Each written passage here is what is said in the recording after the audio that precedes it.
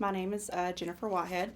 I am the coordinator and case manager of a local agency that works with the homeless. It's called the Johnson City Downtown Clinic and Day Center.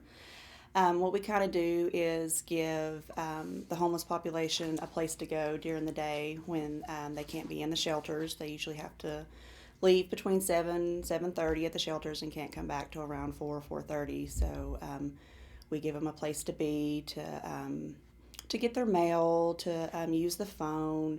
We have a clothes closet and a shower and a washer and dryer, more for the ones that are street homeless and not staying in the shelters. That way they can still get their laundry done and take their daily showers. We have a nurse practitioner that comes in 2 full days a week, and all the homeless population is seen for free, and then we most likely can get their medications for free for them, either for vouchering if it's a life-sustaining medication or through the Dispensary of Hope. We also have a mental health provider that comes on Tuesdays all day. She does counseling and does also writes medications. We have an alcohol and drug group every Thursday, and I do the case management, which can involve anything from doing the housing program to helping with disability, helping them find employment, kind of just working on any goals that they want to work on. We're kind of there to help them, or just to listen if they just need to vent, kind of about the stressors of their day, then that's what we're there to do. We opened because the downtown clinic moved to a newer, nicer facility, and when they did, our homeless population would not go up there. They did not feel comfortable. It was lots of new staff, and if you've ever worked with the homeless population, they're not a very trusting population. So when there was so much change, they just couldn't adjust, and we're no longer getting medical care. So that's when we opened to try to gain some of that trust back and sort of facilitate the needs that they needed. I've been at the day center for about 5.5 years. When I first started, probably for about the first 4 years, the homeless population mostly consisted of, in our area, probably 70% were Caucasian males between the ages of 40s and 50s. They usually have their GED or their high school diploma. There is a small percentage of them who cannot read or cannot write. We didn't have many women. When I first started, we probably had 10 homeless women that came in. That has increased over the years. Now, for the past year, has probably been the most dramatic change in our homeless population. It's moved more to families with children, which we never had in the past. I mean, it was very rare to ever see, any families, much less with small children. And we're seeing those more and more every day, and having to kind of change our program to accommodate them, because in the past we've always, done singles. And we're seeing more young people between the ages of 18 and 25 who have, their high school diplomas, who have their GEDs, and have some college or college degrees, which we have never, seen in the past. And I don't know if it's from, because the economic status in, the United States is so poor right now, and even people with PhDs are having a hard time, finding jobs and, applying for, lower level jobs. But that's kind of what it's changed to. And the last point in time count, which was done in January of 2011, when they go out for a 24-hour period and kind of count how many homeless individuals they can find in each county, there was over 450. I tend to think there's more than that, because we see much more than that in our center. In 2010, we saw 865 different homeless individuals for a total of 6,400 visits. So I think there's a lot more of them out there. It's just harder to find them because they live in the wooded areas. They live under the bridges, and sometimes it's just they don't want you to find their camps because they don't want the cops to find their camps. So it's harder when we do these counts to find them. I've been asked many times, kind of, why are there so many homeless people? Why don't they just get jobs? What's wrong with them? Kind of all the stereotypes of, why are they on the streets? And probably some of the most common issues that we see is the number one being mental illness. A lot of our guys have such severe mental illness that it makes it hard for them to find employment or, stay in housing. Alcohol and drug issues is probably the second reason. A lot of times, especially if they already have mental health issues, they're using the alcohol and drugs to sort of self-medicate themselves because they've tried medications in the past and it's not worked and the side effects have been too much for them to handle, so they've just taken themselves off and they just self-medicate with alcohol or drugs. And probably the third reason would be can't find employment. They've been laid off. In our society, we're going away from more labor-intensive factory jobs to more, indoor computer skills type jobs, and they don't have that education. And when you look at a homeless person, you have to kind of think, well, what are the barriers? What is keeping them from getting, off the streets and staying off the streets? And I've kind of broke it down to 4 or 5 things. And the first thing I want to talk about is housing. It's very hard to find affordable, adequate housing in the Washington County area. There's only 2 programs that we probably deal with the most, one of which is the Johnson City Housing Authority and Shelter Plus Care program. Now, the Housing Authority, they have a voucher program, and then they have public housing, but they're kind of strict on their eligibility requirements. Number one, they can't have a felony, which that knocks a lot of our guys out of being eligible for the Housing Authority. Even if the felony was 20 years ago, you've not gotten in any more trouble since then, you got that felony, that's out. You can, never get housing there.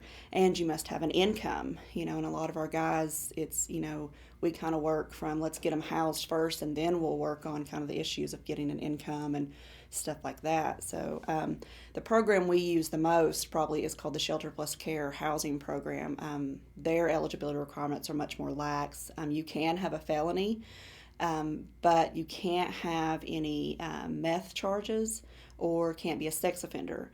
So, and unfortunately that eliminates, a small, not a large, but a small portion of our homeless population that are sex offenders, and there's no services for them. They can't get into the shelters, they can't get on any housing program, and they can't find jobs because, no one wants to hire a sex offender. So that kind of subpopulation of the homeless population has been really hard to serve because we don't have any services to help them. So housing is always something that's very hard to find for our homeless population. And the waiting list on each program are 1 to 2 years.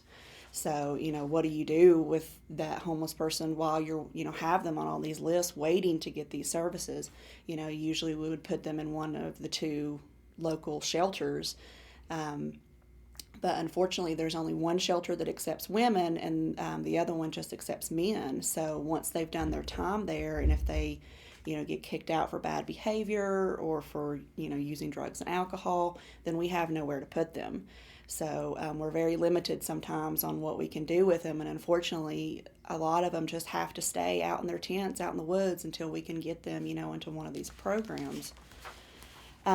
Probably the second and third barriers to getting off the streets kind of go together, which is finding employment and transportation. Some of our guys don't have a GED or a diploma of any kind. They have no computer skills, never used a computer in their life, or they can't read or write. And if you, don't have a high school diploma, it's kind of hard, other than labor jobs, going to labor ready or kind of, one-day labor things. If they can't read or write, they can't fill out, the applications, which will, deter them from even going in and trying because it's, embarrassing because they can't fill out these applications. Or they have felonies. That's one of the hardest things for our guys to get past. They got one felony 20 years ago, and still to this day, no one will hire them. So, and then that kind of goes in with transportation. A lot of them don't have a license, or if they do have a license, they don't have a car, and they must rely on the bus system, and that's if they've not been already banned from the bus system for past behaviors. So I always tell my students, think about an average day of a homeless person that's trying to get up and go to work or find employment. You're living out in a tent in the woods. You have no alarm clock. So you hope that you wake up, on time, and then you have to, if you can ride the bus and get the money together for a bus token, then you've got to wait on the bus sometimes for an hour if you don't get there at the right time, and then you got to go and find one of the agencies to let you take a shower or wash your clothes so you'll look presentable to go put in these applications, and then right there is half your day gone. So it's not as easy as people would think for a homeless person to find a job, and a lot of them, if they don't have an address to put down on their application, a lot of people won't hire homeless people because they think they're untrustworthy or they're nothing but gonna drink on the job or something, all those stereotypes that people put with homeless population. So the fourth issue would probably be alcohol and drug issues, and that kind of also goes along with the mental health issues. Um, a lot of my guys do have alcohol and drug issues, and they also have mental health issues because they've tried medications in the past, and they've had horrible side effects, and they just I just can't take these medications, or because of the paranoia from whatever mental health issue that they have, they won't allow themselves to take this, so they self-medicate with alcohol or drugs. What we run into the most at the center is alcohol. That seems to be the biggest issue with our guys. Trying to get them treatment is very difficult because there's only one inpatient treatment facility in Washington County. It, like everything else, has a long waiting list. It's anywhere from 6 weeks to 12 weeks. Once you get your name on the waiting list, you have to leave a contact number, which is usually our number because a lot of them don't have phones, or they've alienated themselves from their friends and family, or sort of burnt that bridge, so they only have us to rely on. So, and when their name comes up on the list, when they call us, we have 1 hour to go and find this person and get them to the facility. And if we don't get them there in time, then they lose their spot and they're dropped off the list. So, and sometimes that's, it's hard. They're a transient population, it's hard to track them down. The program only lasts for 28 days, which for a lot of our guys, they've been drinking for 20 years. So that's really just enough time to get them good and detoxed and get them clear-minded and be able to start really functioning, and then it's time for them to leave. And there's no long-term facilities around here that you can get into that you don't have to have insurance, and most of the guys and girls that come into the day center just don't have insurance. They do provide some outpatient services at one of the local mental health facilities, but I found that you have to be a little bit more flexible in your rules and your regulations when working with the homeless population, and sometimes because of strict rules that they have set up by the state and stuff, they have to do things certain ways. Like if they want case management services, the case manager has to see them outside the office. Well, they don't have a home, so where are they supposed to be seen to have these meetings? So we've kind of provided a spot for the case managers to come in and see their clients, so that they would be able to to get the case management services they need. We have kind of done where we don't even do appointments. We do first come, first serve, because we have found that being more flexible and more kind of on their schedule has worked for this population much more so. A little bit more, I guess, about mental health issues is, again, just like with alcohol and drug issues, there's really no long-term facilities around here. And there are some people, especially some of our guys that have schizophrenia, that they need long-term facilities. They cannot live by themselves, or they need a group home. And there are a large amount of group homes, but they always stay filled. So there, of course, is a waiting list to, get them into the group homes. Kind of some of the stuff we see the most would probably be schizophrenia, bipolar, and major depression.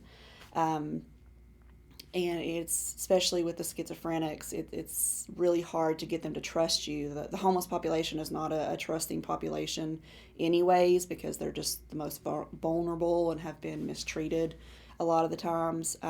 But with our schizophrenics, the paranoia and the mistrust they have about, mental health providers a lot of times keeps them from coming in and being seen and getting on the medications and staying on the medications that they need to be on. That's one of the things we try to do at the day center is be more flexible with treating our mental health patients. Like I said, it's first come, first serve. Even if the mental health provider is not there, if they're having a bad day and they need somebody just to sit down and vent to, I'll do that. If they're having problems with, their medications, I'll speak with the provider for them, just trying to, again, be more flexible and kind of get down on their level and kind of do things in their own time than trying to do it in our time. I found just works so much better than this population. So I guess kind of the moral of what everything that I've been saying is just try to put yourself in a homeless person's shoes and really see what kind of day that they go through trying and the things that they go through with their alcohol issues and their mental health issues, and it's not as easy to pull yourself up off the streets as some people may think.